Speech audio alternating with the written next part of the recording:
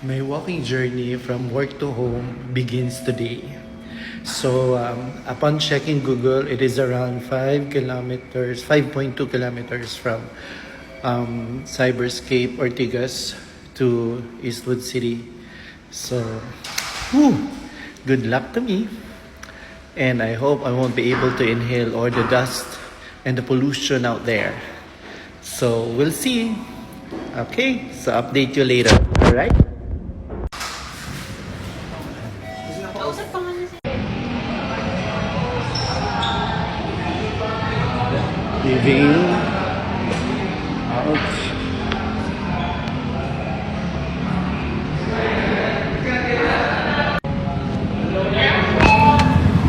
And now, the struggle is real. The start of the walking journey. So, good luck. Hopefully, I'll be able to do it. Kasi, during my time, during younger years, kaya ko kahit 15, 20 kilometers.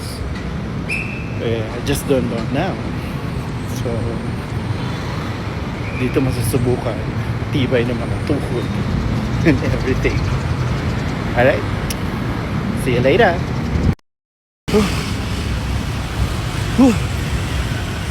So far, nasa daan na ako. So, in-a-career. Hopefully, marating ko yung dapat kong marating. Kaya, abangan ang susunod na kabanata. Alright. Okay. As of now, nakarating na ako ng IPI. Nandito na ako sa Ortigas East.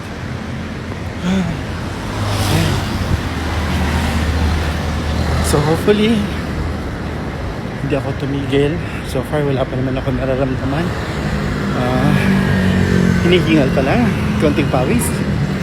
Pero kailangan from IPI, going to Eastwood, ma-accomplish ko.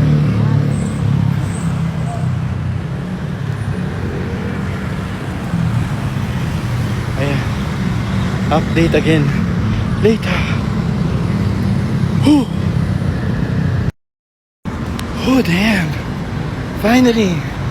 I'm here na in Eastwood. Konting kembot na lang at giling.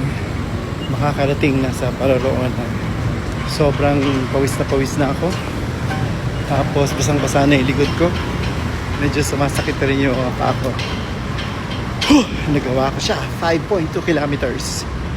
Walking from work to home. So now, I will try naman to do one day a meal. Oh, sorry, tanga lang. Omad pala. 1 meal a day. Naglakad lang na bobo na. Oh. Para sinado lang. Char. No bashing. Anyway, so here you go. Let's see kung saan ako aabutin. So for now, andito na ako sa Eastwood. So konting lakad na lang at makakarating na doon. So far I feel good. Although hinihingal lang konti, pero it's worth it. And at the same time, yung legs ko wala naman ako nararamdaman. Okay naman siya. Baka mamaya pa siya sasakit. Good luck. So there you go. I was able to achieve something at my age. Hindi man ako tumakbo, pero ang sarap na pakiramdam na pagpawisan ka sa paglalakad. Especially kasi kakakain ko lang kanina. So now, I'm here and I will continue my journey. Bago yung operation ko for umbilical hernia, para kahit pa paano mabawasan yung taba sa tiyan ko dahil mahirap na, di ba? So good luck to me. Thank you so much for your support, for listening, and for watching this. I hope I was able to inspire people, especially those who are 50s and above. It's not too late. Let's start doing something that is worth it and will be good for our health. Because at the end of the day, tayo pa rin na may pananagutan sa sarili natin. I'm also doing this because, you know, I'm suffering from depression. So, whenever I do, I make sure na I do something to keep me busy. Whew. Although, nainom ko naman yung maintenance ko kanina. But then again, ganda ng fountain. So there. See you later.